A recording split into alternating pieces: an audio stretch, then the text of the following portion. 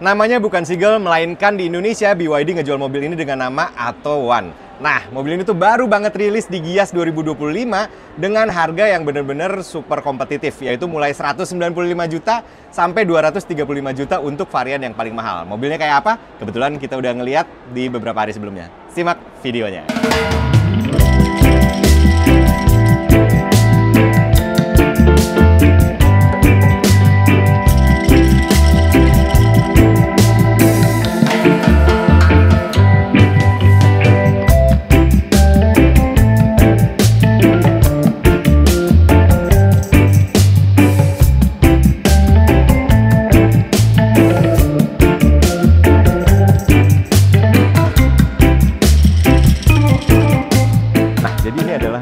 Yang ukurannya tuh panjangnya kurang lebih 3,9 meter, udah gitu wheelbase-nya 2,5 meter, yang mana berarti kurang lebih dimensinya serupa lah sama Wuling Dingo teman-teman. Jadi sebuah city car dan full electric. Terus mobil ini juga cukup menarik secara dimensi tadi karena tingginya itu agak lumayan gitu dari bawah tanah ini. Dia punya ground clearance 155 mm. Dan si Atto One ini punya dua varian, ada varian yang premium, ada varian yang dynamic, yang mana masing-masing itu membedakan dari jarak tempuhnya dan kapasitas baterainya. Si yang premium itu dia punya jarak klaim 380 km dengan standar pengetesan NEDC, dan untuk yang dynamic sendiri adalah 300 km juga dengan standar pengetesan NEDC. Desainnya kayak apa? Kita lihat ya.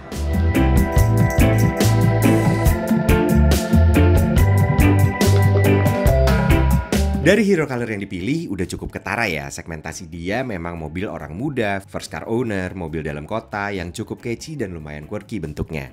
Mayoritas shape dari mobil ini juga punya nuansa sporty sebenarnya. Bisa kita lihat dari shape lampu, grill, lining samping, dan belakangnya. Begitu juga pelek palang yang dipilih itu ala-ala nuansa sports car.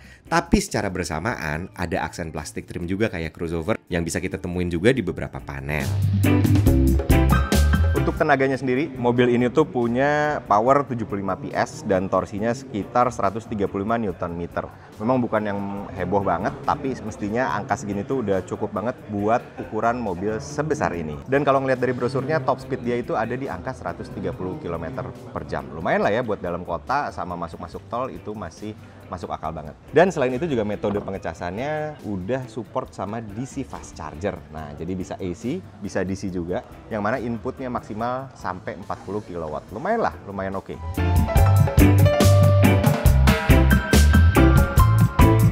Nah, kalau ini dalamnya mungkin beda sama misalnya kalau kita inget Dolphin, kita inget Atto 3 atau BYD Seal. Mereka itu kan relatif naro interior yang lebih ekspresif, lebih banyak warna, terus bentuknya juga lebih unik gitu ya, shape-nya. Di sini sebenarnya lebih simple, walaupun garis-garisnya masih banyak tuh, kayak curving-nya tuh masih ada.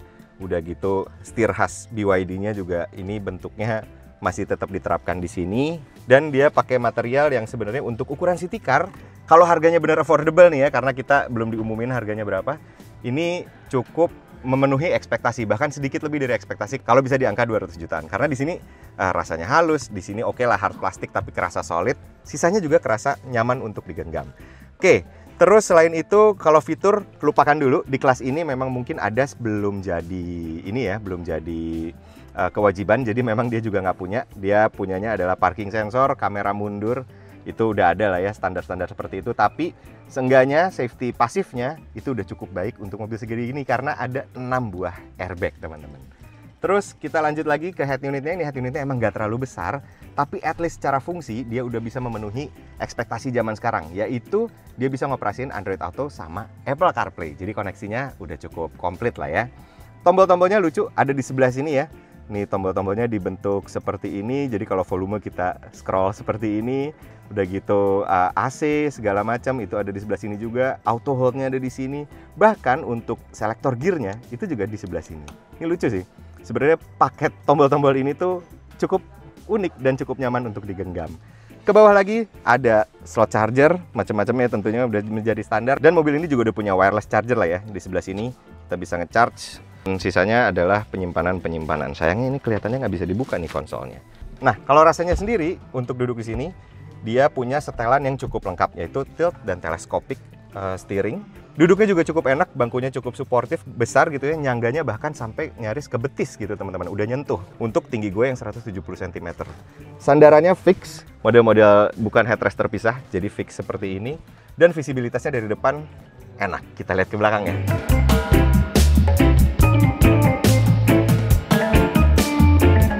Nah, ini di belakangnya. Jadi sebenarnya duduk di depan tadi itu kenapa bisa suportif, gue jadi baru ngeh juga. Karena di bangku belakang punya format yang kurang lebih sama. Yaitu di sebelah sini, di bangkunya, ada sedikit cushion yang maju. Sehingga kaki kita tuh jadi kerasa lebih suportif gitu. Lebih tersangga oleh si cushion yang ini gitu. Jadi ketika kita duduk di belakang pun, rasanya bangku itu seakan-akan besar gitu. Padahal hanya ada sedikit cushion di sebelah sini. Ini cukup oke juga sih dengan format seperti ini. Terus recline-nya sendiri.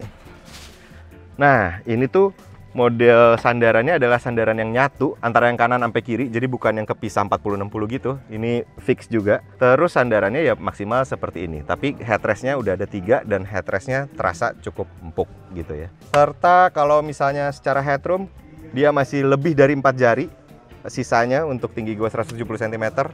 Terus di depan juga masih punya legroom yang sangat-sangat masih sangat bisa terakomodir lah untuk tinggi-tinggi orang dewasa gitu. Ini lega sih hitungannya untuk sebuah city car, teman-teman.